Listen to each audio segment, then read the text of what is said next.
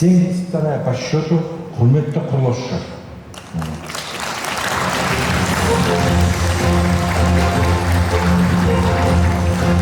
Құрылыста істеп жүргеніме осыдан 36 жыл болды.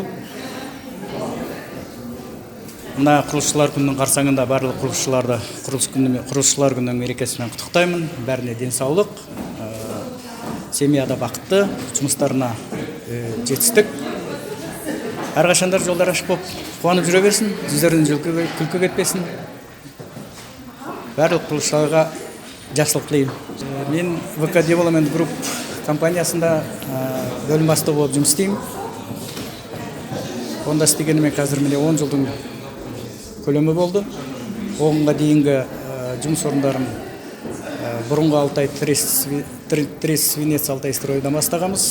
Сол кезден бастап құрылыс саласында жұмыс істеп келемін. Ол кезде Свинцовый цинковый завод, Қорғасмыш комбинаты, титаномагний комбинат, қазіргі виноводочный завод, сонда майонезный цехтарды салған құрылыстарына қатыстым. Ридерде жұмыс істедік, оның да заводтарының ішінде ремонтта жұмыстарын жасап.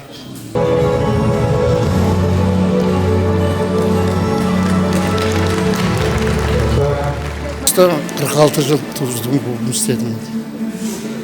Мына кішітіні біз бастағамыз, ең алғашқы офисін салғамыз әне жерде. Кішітіні корпус шығарғамыз.